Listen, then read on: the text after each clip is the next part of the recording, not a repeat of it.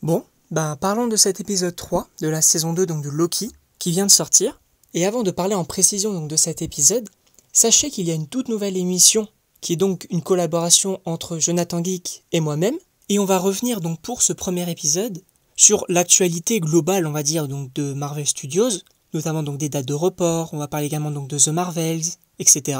Mais on va également parler donc comme sujet principal de Loki saison 2, et donc plus précisément donc de ce début de saison 2, donc les 3 premiers épisodes.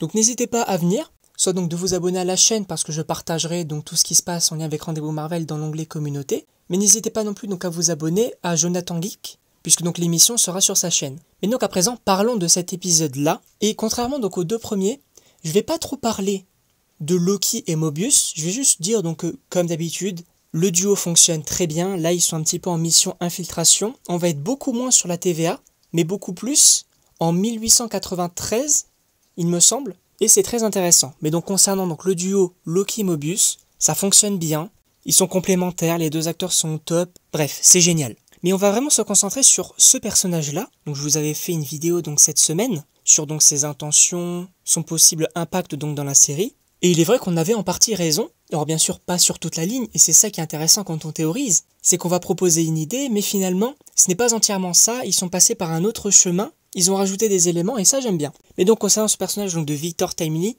il va être un petit peu perdu par tout ce qui se passe, il va vouloir en savoir plus, etc.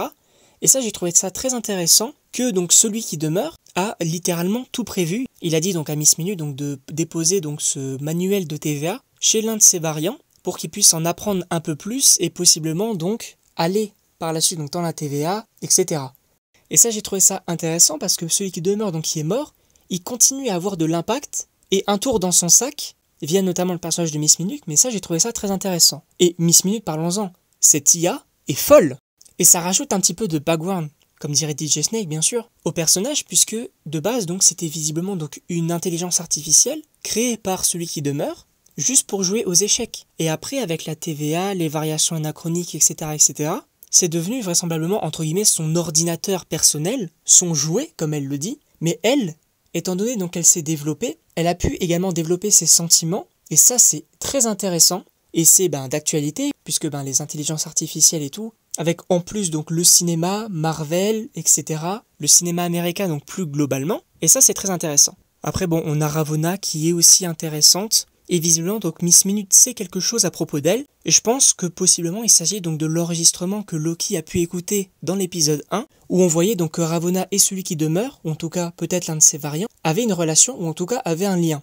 Donc peut-être que Miss Minute va encourager Ravonna à prendre le contrôle toute seule, peut-être ça peut être l'antagoniste principal de la série, pourquoi pas. Et ensuite j'aimerais quand même revenir donc sur Victor Timely qui va à la TVA, et que possiblement donc il va avoir peut-être envie de rester puisqu'il va rencontrer donc Ouroboros, ils vont peut-être travailler ensemble, et je pense que ça peut être un gentil. En tout cas j'ai très hâte de ce côté-là, puisque toute l'ambiance un petit peu donc d'époque avec les musiques qui vont être modifiées, les décors, l'esthétique, ça j'ai trouvé que ça fonctionnait très bien. Et d'ailleurs en parlant de Victor Timely, quelque chose de très intéressant, c'est que lui a compris le fonctionnement du matériel de la TVA, mais étant donné donc qu'il vit dans une époque où les matériaux ne sont pas vraiment très développés, il n'y a pas vraiment beaucoup de technologie, et bien lui ne pouvait pas réaliser ses inventions puisque il n'avait pas le matériel adéquat. Et oui, avant de terminer, j'avais complètement oublié donc Sylvie, et je sais pas pour vous, mais moi, je la trouve pas très intéressante et j'arrive pas à m'attacher à ce personnage-là.